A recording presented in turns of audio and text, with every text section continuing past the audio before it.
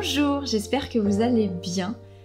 Aujourd'hui, j'ai envie de vous parler du rôle des flammes jumelles, parcours sacrés, au niveau du collectif. Parce que souvent, c'est vrai que j'aborde plus le parcours en tant que parcours individuel et ce que ça nous apporte au plan personnel, et notamment la guérison des blessures, etc., le retour à soi, le retour à Dieu.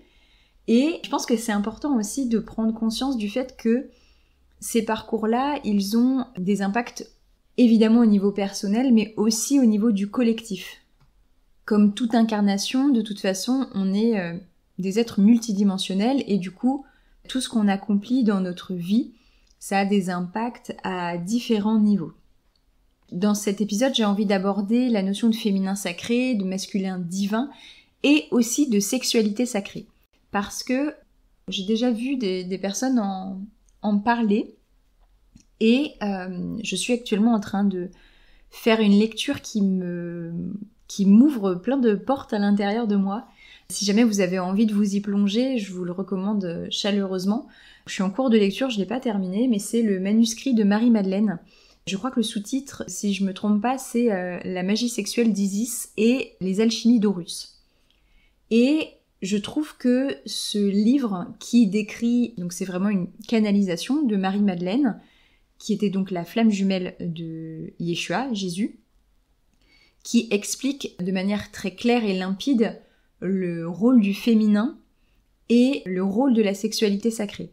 Je pense que c'est hyper intéressant d'avoir aussi cette lecture-là, d'avoir ça en tête. Dans les parcours sacrés, il y a aussi cet aspect-là. Bon, je vais commencer par le début de mon idée et je vais essayer de rester claire et limpide pour toutes les idées que j'ai envie de faire passer. En fait, avec ce parcours sacré, je me rends compte que c'est comme si, en une relation, on va être poussé à incarner toutes les dimensions du couple. En fait, pour moi, en tant que flamme jumelle ou homme jumelle, ou bref, en tant que personne sur un parcours sacré d'éveil, de guérison, on est dans une énergie globale et on accompagne en fait le changement qui se passe au niveau mondial terrestre. Et pour ça, on est forcé de passer par certaines étapes. Comme je vous l'avais expliqué dans mon épisode précédent, pour moi, on passe par l'amour parce que c'est ce qui nous touche le plus et c'est ce qui va nous amener le plus à nous bouger, si je peux dire ça comme ça, et à avancer parce que les enjeux sont extrêmement importants pour nous au niveau terrestre. Et déjà, j'aimerais vous amener à conscientiser, si c'est pas déjà fait, le fait que, à travers ce couple, on va passer par toutes les étapes du couple. Idéalement jusqu'au bout. Pour les clarifier, si jamais ça vous parle pas trop, en termes de psychologie, on parle de, je crois que c'est 5 étapes du couple, qui correspondent en fait aux étapes plus ou moins du parcours sacré. Donc la première étape, c'est le couple romantique ou le couple instinctif. Ça, c'est vraiment le début, la reconnexion, tout simplement, c'est l'étape de la lune de miel. C'est quand il y a une forte attraction envers l'autre et que il y a vraiment cette relation qui s'inscrit de manière assez fluide dans la matière. Il y a vraiment les sentiments amoureux qui sont là, qui prennent toute leur place. Et là, il y a plusieurs théories, selon les psychologues qui ont étudié ce phénomène, de pourquoi on serait attiré par certains partenaires plus que d'autres. Que ce soit parce que, par exemple, notre partenaire correspond à notre part de masculin intérieur idéal, ou inversement, notre partenaire féminine correspond à notre féminin intérieur idéal, ou encore que ce soit inconsciemment pour venir guérir des blessures. Enfin bref, il y a plein de théories là-dessus, je vais pas rentrer dans le détail parce que c'est pas forcément ce sur quoi j'ai envie de mettre la lumière aujourd'hui. Ce couple romantique, instinctif, il peut tout simplement arriver au bout de la relation une fois qu'on se lasse en fait de la personne, parce que ça peut être vraiment une attraction, un attrait qui se fait sur des critères qui peuvent être assez superficiels. Parfois ce sont des critères uniquement physiques. Voilà, il n'y a pas forcément de recherche vraiment du partenaire idéal. Ensuite, on va rentrer dans la deuxième étape du couple qui est le couple conflictuel. Le couple conflictuel, évidemment, c'est le moment où on va commencer à avoir tout simplement une vie au quotidien qui va faire remonter des blessures, où les égos vont se confronter, se frictionner, et là on va arriver à se rendre compte que l'autre est quelqu'un de différent que nous, et que du coup il a des manières de fonctionner qui sont autres que nous, il a des réflexions qui sont autres que les nôtres, et donc du coup on va arriver dans des formes de conflits. Là c'est pareil, le couple il peut s'arrêter à ce moment-là, quand il y a trop de conflits, on peut se dire bon bah en fait on n'est pas fait pour être ensemble, et hop, ciao, chacun reprend sa route. Il va y avoir aussi des couples qui vont rester ensemble et qui vont comme accepter de rester dans cet état de couple conflictuel et qui vont constamment se bouffer le nez et qui vont trouver une forme d'équilibre là-dedans. Il y a beaucoup de couples qui fonctionnent comme ça, hein, qui restent au niveau du couple conflictuel et qui choisissent de s'installer là-dedans. Et enfin, il y a une troisième catégorie qui vont se rendre compte qu'il y a du conflit et qui vont vouloir aller chercher plus loin et qui vont se dire « Ok, il y a un problème, on va essayer de trouver une solution commune ». Et donc là, ça va faire passer le couple dans la troisième étape qui est le couple conscient. Et là, je sais pas si déjà vous arrivez à vous reconnaître dans votre parcours sacré, mais on traverse toutes ces étapes-là avec sa flamme jumelle. Le couple conscient, c'est le fait qu'on commence à se rendre compte qu'on n'a pas rencontré son partenaire par hasard, qu'il y a des choses à en tirer, et qu'on est parfaitement adapté à notre partenaire parce qu'il forme un miroir de la personne que l'on est, et du coup, il n'y a pas vraiment de victime et de bourreau dans chaque situation, il y a uniquement des positionnements intérieurs qui sont choisis et que l'on peut choisir de déconstruire en conscience. Donc le couple conscient, c'est vraiment le fait que chacun des membres du couple se rend compte qu'il porte des blessures et il choisit ensuite de les guérir, de les soigner ou non. Donc il est possible aussi de rester au niveau du couple conscient et de se dire il y a des blessures que je sais que j'ai mais je choisis de les garder telles quelles. Ou alors on peut se dire ok, je me rends compte que j'ai des blessures mais je n'ai plus envie qu'elles prennent le dessus sur mon bien-être et donc je choisis d'aller les guérir. Si on fait le choix de cette option-là, d'aller soigner ses blessures le plus possible, on va pouvoir passer à la quatrième étape du couple qui est le couple créateur. Le couple créateur, c'est vraiment le couple qui est libéré de ses principales blessures. Ça veut pas dire qu'on n'a plus du tout de blessures, mais ça veut dire qu'on ne réagit pas au moindre stimuli négatif de son partenaire. En général, quand on en arrive à l'étape du couple créateur, on est dans un couple qui est relativement serein et apaisé et chacun réussit à communiquer clairement ses besoins, ses demandes, ses attentes et accepte que l'autre est tel qu'il est avec ses différences, avec les blessures qui peuvent encore être présentes à l'heure actuelle et essaye de composer au mieux avec la personne qui est vraiment en face de lui. Et ensuite, on a le couple divin. C'est l'étape ultime en fait, c'est là où le couple a soigné l'ensemble de ses blessures en tant que personne individuelle et a retrouvé vraiment sa complétude, son entièreté originelle. Et donc là, chaque personne est individuée, c'est-à-dire que on ne se fond plus l'un dans l'autre. On est dans une configuration où on va avoir deux êtres complets qui choisissent de vivre ensemble. Donc on ne cherche plus à ce que l'autre nous complète, mais on est complet, chacun de notre côté, et en plus l'autre vient vivre à nos côtés. Et donc quand je vous raconte tout ça, normalement vous vous dites « Ah oui, mais c'est exactement ce qu'on attend de nous dans ce parcours sacré, et c'est exactement ce qu'on se dit. » Effectivement, pour en revenir au sujet de cet épisode, je pense qu'à travers ce parcours sacré, chacun est poussé à reprendre sa place en tant qu'être spirituel, divin, qui fait l'expérience de la matière. Et c'est-à-dire que ça passe par le fait de remettre du divin dans sa manière d'être. Et justement, quand on en arrive à cette étape, que ce soit du couple créateur ou du couple divin, parce que d'aucuns diraient que le couple divin n'est pas incarnable, je sais pas si ce mot existe, mais il n'est pas possible d'incarner le couple divin sur Terre en étant humain.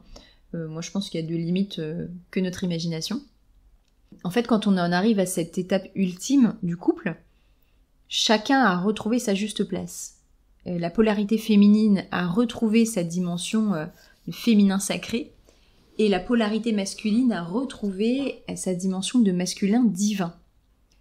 Et toute cette part divine, elle prend place au sein du couple amoureux et elle prend place évidemment au sein de la sexualité. Parce que là, je pense que je vais faire le pont avec la lecture que je fais actuellement. Il est important de se rendre compte que, en tant que flamme jumelle, on participe à quelque chose de bien plus grand que nous et qu'il y a des notions importantes, même centrales, dans les relations humaines qui ont été, j'ai envie de dire, salies par les croyances et par certaines religions. Et je sais que ça va peut-être froisser certains d'entre vous, qui peut-être sont religieux, mais c'est ma vérité en tout cas. Et notamment la place du féminin. Je pense qu'il n'y a pas besoin de vous convaincre très longtemps pour vous faire passer le message que le féminin a été bafoué, a été humilié, a été rabaissé pendant de nombreuses années. Évidemment, ça fait suite à un inversement des tendances, parce qu'actuellement on est donc dans un patriarcat. Et ce patriarcat, en fait, c'est une réponse à un matriarcat qui était en place il y a des milliers d'années. Bon, c'est toujours un peu la même chose, on va d'une extrême à l'autre avant de trouver un équilibre juste. Ce patriarcat, il est nourri initialement par des fondations. Et on a beau être dans un pays où l'Église et l'État sont séparés, pendant longtemps l'Église a quand même posé les fondations de ce qu'est notre société aujourd'hui. Et l'image du féminin et l'image de la sexualité font partie des fondations qui ont été très abîmées par les religions. Et notamment, il suffit de regarder, quand je parle des religions, évidemment, je parle plutôt des 3 religions principales, et je vais parler surtout peut-être de la religion catholique, qui est celle qui est originellement la plus en place en France, parce que c'est le pays dans lequel je vis. Et cette religion, elle est venue étouffer en fait le féminin, au point que dans la Bible, il y a quand même très peu de place faite au féminin. Dieu est représenté sous la forme d'un homme, et lorsque l'on regarde un petit peu l'histoire de Jésus, à part Marie, sa mère, et Marie-Madeleine, qui est donc sa flamme jumelle, effectivement, elles sont mentionnées, mais il y a une bonne partie de leur histoire qui est passée sous silence. Et je pense que c'est pas un hasard que toute la partie de l'histoire qui est mise sous silence, c'est celle qui relate la puissance de ces femmes-là. Parce que Marie-Madeleine n'était pas simplement une disciple, une apôtre de Jésus. En tant que flamme jumelle, elle a contribué à lui donner de la force et de la puissance sur le plan spirituel pour que lui soit en mesure de traverser les épreuves qu'il avait choisi de traverser. Et là où le masculin protège le féminin dans la matière, le féminin protège le masculin dans l'invisible. Et c'est exactement ce qui s'est passé entre deux. Marie-Madeleine a contribué à renforcer et à protéger Jésus dans l'invisible. Et ils ont eu notamment des pratiques qui lui ont permis à Marie-Madeleine de renforcer les corps éthériques, les corps subtils de Jésus, pour qu'il ait la puissance nécessaire pour traverser toutes les épreuves que l'on connaît et qu'il a traversées. Pourquoi je vous raconte tout ça ? Parce que l'Église est venue étouffer ce féminin pour éviter que les femmes et les énergies féminines puissent prendre possession de leur pouvoir, qui est le pouvoir intérieur, le pouvoir spirituel, le pouvoir de l'invisible. Et on fait croire aux hommes que leur seul pouvoir à eux était le pouvoir de la force physique. Et donc, même les hommes ont pâti de ce patriarcat que l'on peut voir à travers notamment la masculinité toxique aujourd'hui, où beaucoup d'hommes souffrent également énormément de la société telle qu'elle peut l'être aujourd'hui. Et ils sont venus aussi étouffer la sexualité, mettre une honte, un voile de honte sur la sexualité. Pourquoi ? Parce que la sexualité, c'est la voie la plus simple et la plus rapide de connexion au divin. Alors, si on revient un petit peu tout simplement en arrière, la sexualité, c'est quand même l'acte créateur par essence. C'est le moyen pour les humains de mettre en œuvre leur pouvoir créateur de la manière la plus extraordinaire possible. C'est quand même par la sexualité qu'on arrive à faire descendre une âme dans la matière, dans un corps physique, et à créer une nouvelle vie sur Terre. Et cette sexualité, on lui a retiré son aspect sacré, aussi pour déconnecter l'humain de cette divinité, pour qu'il ne se sente pas trop puissant, pour que les puissants puissent garder le pouvoir. Et pour cela, quoi de mieux que de mettre une couche de honte sur la sexualité. Et c'est pour ça que le féminin a particulièrement été touché par ça, parce que on a institué notamment les notions de vertu, de virginité, de pureté, pour faire peur à la femme et l'effrayer par rapport à son propre désir, à sa propre sexualité, notamment parce que le féminin est la coupe qui est le réceptacle de la vie. L'homme, c'est celui qui va venir instiller l'énergie de la vie, et le contenant, c'est la femme. En tant que flamme jumelle, et je pense que vous l'avez tous vécu si vous êtes dans ce parcours sacré d'une manière ou d'une autre, la sexualité avec sa flamme jumelle, ça n'a rien à voir avec la sexualité qu'on a pu vivre avec d'autres personnes. Et je vous parle de ça, qu'il y ait eu sexualité consommée dans la matière ou non, parce que j'ai aussi des récits de personnes qui ont eu une sexualité sur le plan invisible avant même de se rencontrer dans la matière. Et souvent, ce qui se passe au moment des rapports charnels, intimes, avec sa flamme jumelle, c'est que il y a une connexion au niveau énergétique, au niveau subtil. On parle aussi de montée de Kundalini. Et ça se produit, et là aussi je fais un pont avec la lecture que je suis en train de faire. Marie-Madeleine explique dans ce manuscrit que elle était initiée à une forme de magie, la fameuse magie sexuelle d'Isis, et Jésus était de son côté initié aux alchimies d'Horus. Et cette magie-là, ces pratiques-là, ces initiations-là, avaient pour but d'honorer l'aspect sacré de la sexualité. Parce que la sexualité, avec l'extase qu'elle comporte, permet de donner une puissance énormissime au corps invisible, au corps éthérique. Mais sauf que vous vous doutez bien que les pouvoirs en place ont tout intérêt à ce que nous, petits humains, ne sachions rien de notre puissance et à quel point la sexualité est une possibilité à notre portée de renforcer notre puissance intérieure et de renforcer notre énergie, d'augmenter notre vibration de manière considérable. Ils ont tout intérêt à faire peser une chape de honte sur la sexualité pour éviter que l'on se penche trop sur le sujet et pour aussi venir faire taire les personnes qui viendront en parler parce que c'est honteux et c'est sale donc on n'en parle pas. Et ça fait quelques années que le sujet de la sexualité sacrée et du féminin sacré me parle énormément. Je me suis intéressée notamment par mes lectures au tantra, etc.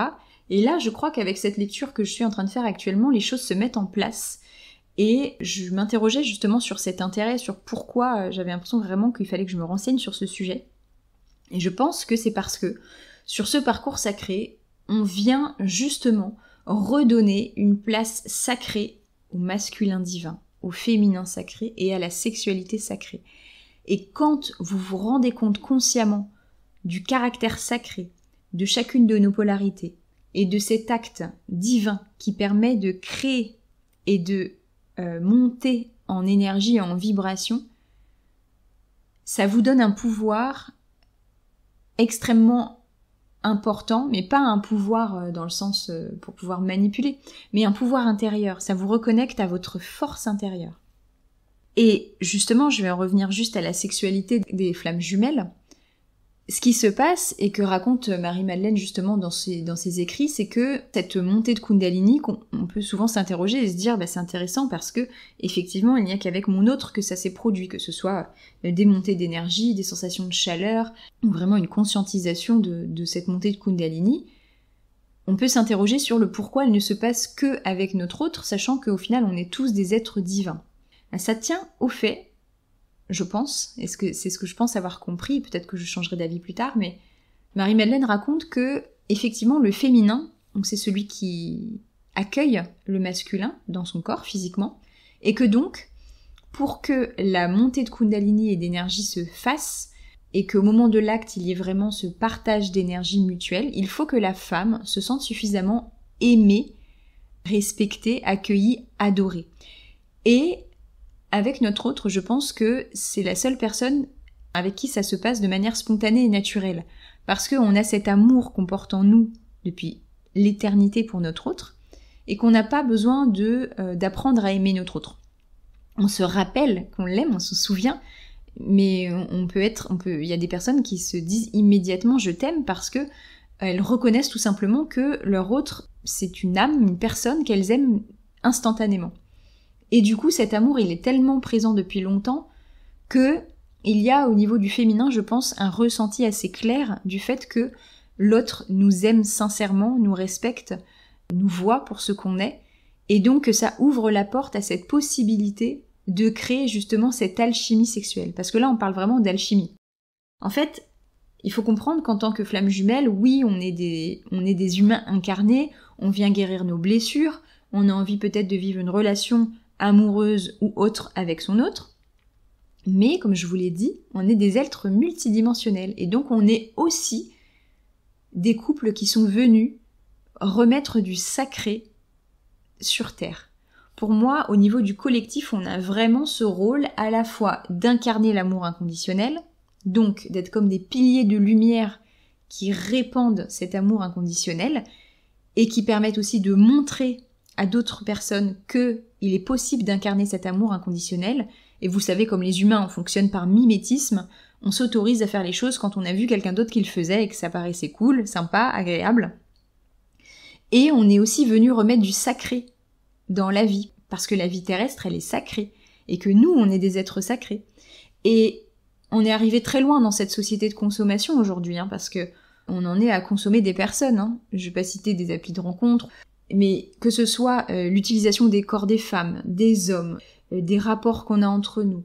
On consomme en fait les relations, les personnes comme des objets au final.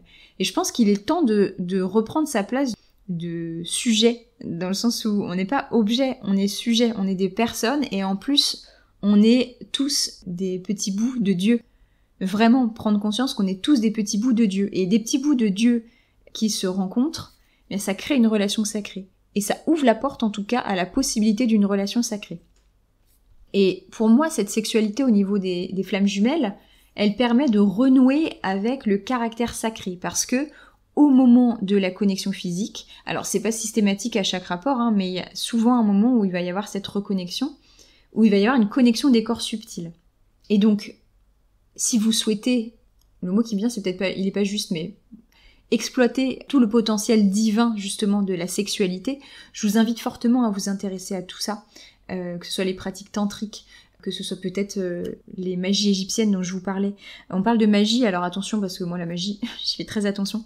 Là on parle pas du tout d'une magie où on interfère avec le libre arbitre des autres. Moi je suis tout à fait contre tout type de magie qui interfère avec le libre arbitre, même de l'ordre de filtre d'amour. Pour moi c'est très grave de faire ce genre de choses. Là je parle pas du tout de ça. Là je parle quand on parle de magie, en fait on parle d'alchimie, de transformation, de réussir à soi-même déjà maîtriser et augmenter l'énergie que l'on peut porter en soi, en termes d'énergie de vie. Et d'ailleurs, je sais pas si vous savez, vous avez dû vous renseigner sur ce sujet, je n'en doute pas.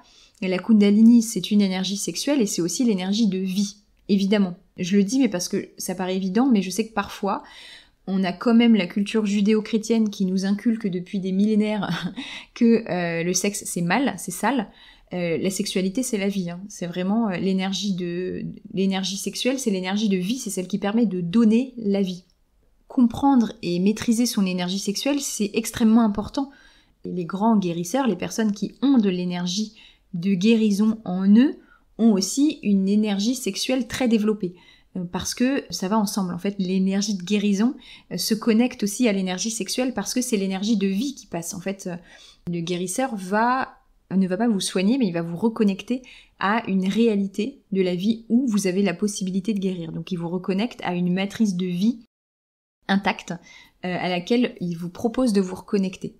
Bref, c'était une petite parenthèse, mais tout ça pour dire que c'est important aussi au niveau inconscient de venir casser les schémas et les images que l'on peut avoir sur la sexualité, parce que c'est possible aussi dans ces parcours, étant donné qu'on a des parcours de vie qui sont compliqués, que l'on ait eu des relations avec des personnes qui nous aient blessés au niveau de notre sexualité, et c'est important de faire ce travail en profondeur, d'aller libérer, que ce soit la honte, que ce soit si les personnes ont abusé de vous ou n'ont pas respecté vos limites ou votre consentement. C'est très important d'aller libérer ça fait aussi partie du travail sur ce parcours sacré. Parce que pour moi l'objectif c'est de réussir, si vous le souhaitez évidemment, à incarner ce couple amoureux dans la matière, si c'est le format que vous choisissez, et qui dit couple amoureux, si en tout cas vous souhaitez et vous ressentez l'envie d'avoir une sexualité avec votre partenaire, c'est de pouvoir incarner cette sexualité de la manière la plus juste pour vous. Et pour moi, si on est sur ces parcours-là, on est quand même comme des initiés. En fait, on passe par toutes les étapes, que ce soit psychologique, énergétique, on est des alchimistes et on est là pour incarner pleinement un autre modèle humain et donc aussi inspirer les autres à incarner un autre modèle humain sur le plan individuel, amoureux, sexuel. Et tout ça, évidemment, ça se passe malgré nous au départ. Que ce soit tant le travail sur les blessures, on entame ce travail parce qu'en fait on souffre trop. Ce travail de libération, de soins des blessures, on le fait pas par plaisir. Au début, on commence parce qu'on est au fond du trou et que c'est trop douloureux. Que cette sexualité sacrée qui s'impose à nous. Enfin, je sais pas pour vous, mais en tout cas, je vais parler de mon cas. Moi, je me suis jamais posé la question de ça avant de connecter vraiment avec mon autre. Où là, je me suis rendu compte vraiment physiquement qu'il y avait une montée d'énergie qui s'était passée. Mais ça, je l'ai réalisé des années après, parce que sur le coup, j'étais vraiment complètement ignorante du sujet et je savais même pas que ça existait. En fait, c'était même pas dans ma réalité. À la base, j'étais quelqu'un d'assez cartésien, comme je sais que beaucoup de chasers vont se reconnaître là-dedans. J'étais pas du tout portée sur ces sujets-là. J'avais aucune connaissance de l'existence de tout ça. Donc tout ça s'impose à nous, que ce soit le travail émotionnel, que ce soit le travail énergétique, spirituel, que ce soit l'intérêt à la sexualité sacrée et à ce que ça peut nous apporter aussi. Et une fois qu'on est initié à ça, je pense que c'est à nous aussi de choisir de l'incarner ensuite dans ce parcours-là, si c'est notre souhait, évidemment. Je pense que quand même pour la majorité, c'est un appel. Pour moi, il y a vraiment, ça passe par là, la reconnexion au divin, comme je vous le disais. Si la sexualité, elle a été si longtemps mise sous cloche et tartinée de honte et de culpabilité, qui sont vraiment les émotions très lourdes, qui viennent vraiment baisser la vibration énormément, c'est pour nous court-circuiter cette voie d'accès au divin qui est vraiment la voie rapide, quoi. C'est vraiment l'autoroute. Donc forcément, c'est l'autoroute vers le divin, ce qui veut dire l'autoroute vers la liberté, vers le plein pouvoir, le pouvoir intérieur. Et si les êtres que nous sommes en conscience de ce pouvoir intérieur et de ce pouvoir divin, est-ce qu'on a encore intérêt à se laisser, je vais utiliser le mot guider, même si c'est pas celui auquel je pense, à se laisser guider par des pouvoirs extérieurs? Pour moi, vraiment, que ce soit, comme je le disais, chacune des polarités, féminin sacré, masculin divin, et la sexualité sacrée, c'est là pour nous pousser vraiment à... Enfin, pour moi, c'est l'incarnation du but ultime lorsque l'on a repris sa place en tant qu'être spirituel, en tant qu'être divin, conscient d'être en train de faire l'expérimentation de la matière et de la terre. Voilà pour mes réflexions sur ce sujet. Je suis évidemment ouverte à vos partages en commentaire sous cet épisode. N'hésitez pas à me partager votre vision des choses. Si vous aussi vous avez fait des lectures qui vous ont ouvert à ce sujet, notamment avec des pratiques je dis ça parce que dans le livre que je vous ai partagé, il y a des exercices, notamment de respiration, de comment maîtriser sa Kundalini, etc. Je trouve toujours intéressant de pouvoir aussi pratiquer. Maîtriser son énergie, c'est quelque chose qui pour moi est indispensable. De la même manière qu'on prend soin de son corps physique, c'est extrêmement important aussi, pour moi en tout cas, de comprendre son énergie, de la maîtriser et d'en prendre soin. Donc si jamais vous avez des livres qui vous ont particulièrement aidé sur ce sujet, je suis très preneuse personnellement, et je pense aussi qu'il y a peut-être d'autres auditeurs et auditrices qui seront preneuses de recommandations. Donc voilà, je vous laisse contribuer à votre hauteur à ce podcast en mettant vos recommandations en commentaire. Je vous dis à très vite Et en attendant, moi, je crois en vous.